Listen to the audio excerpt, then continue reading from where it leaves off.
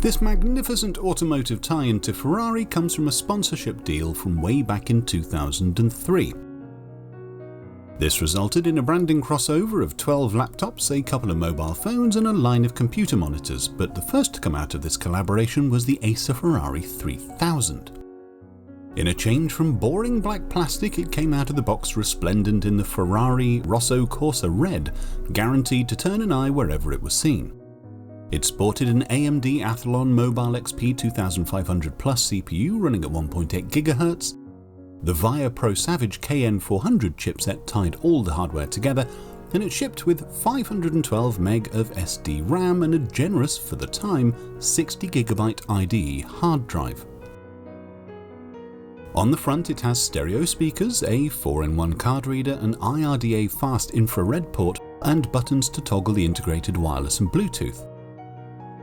On the left we find 4 USB 2 ports, Firewire, a PCMCIA card slot, and the audio jacks.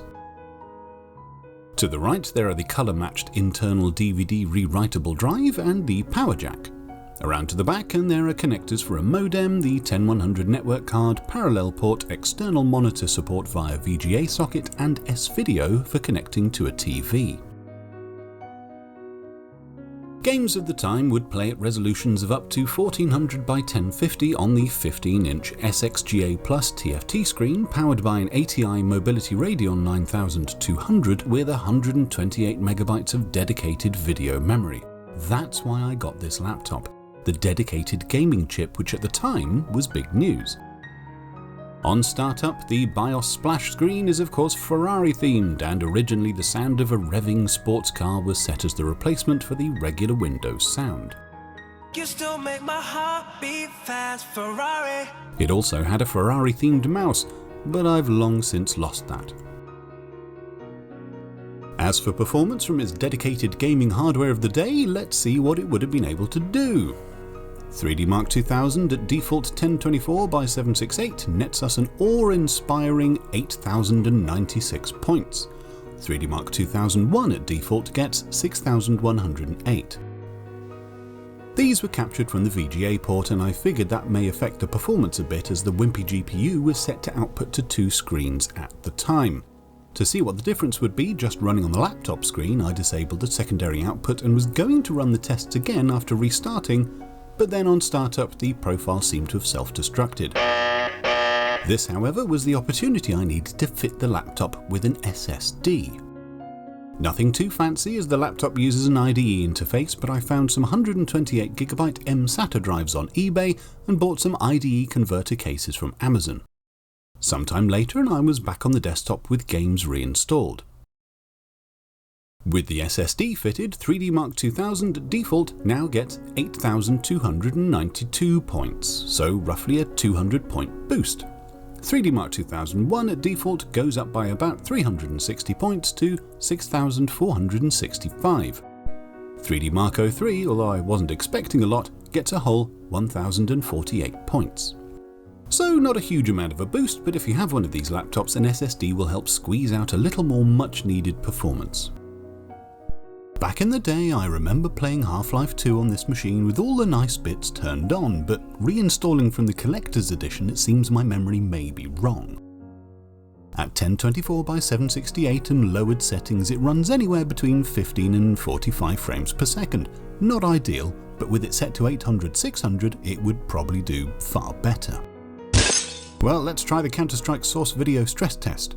At 800/600 it looks a bit rubbish, but runs through well enough in the high 30s to mid 40s FPS range, with an average of 46 FPS for the test once completed. How about regular Half-Life Source? Well, that plays far better, and it'll even do 1080p for output, but there's clearly an issue with some of the textures like the top of Barney's helmet, so I think we'll move on as I don't think the graphics setup is particularly optimised for Source games, at least not without an internet connection for game updates from Steam, and no, I'm not going to put XP online and try getting Steam working before anybody suggests it. Giving Unreal 2 a go, let's see if it can cope. So far so good at 800 by 600, but trying to change to 1080p makes it crash repeatedly.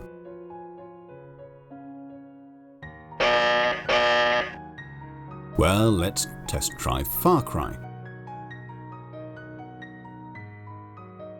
Seems fine at the lowest settings, so let's try 1080.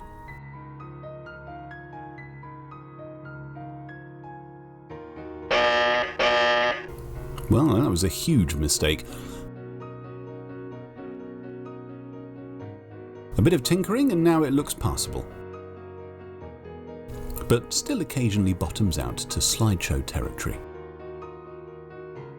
Quake 3 plays the time demo level at an average of 95 FPS at 1280 by 1024, so it looks like any games from past 1999 will play terribly, but mid to late 90s games should be fine.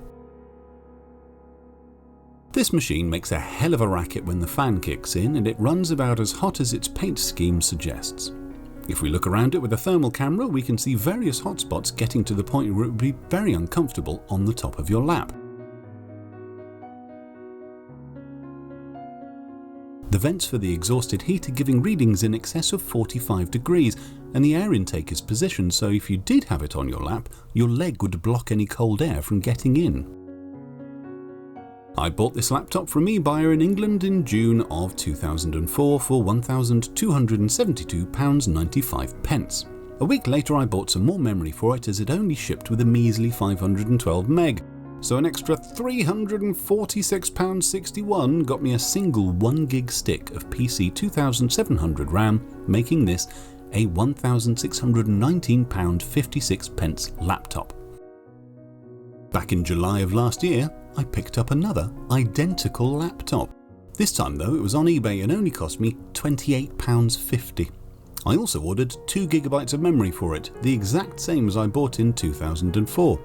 Both sticks cost me a total of £7.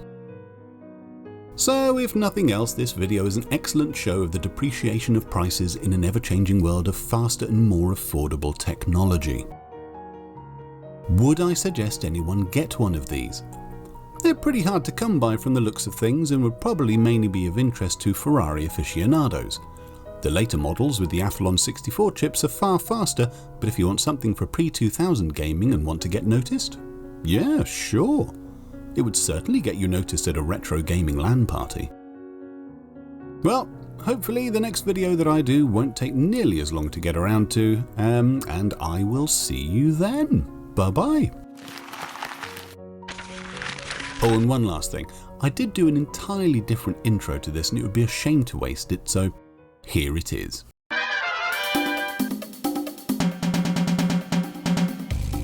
Oh yeah. Oh yeah. Oh yeah. Ferrari. Beautiful. So retro. Ferrari. Ferrari. Bow bow. Ooh bow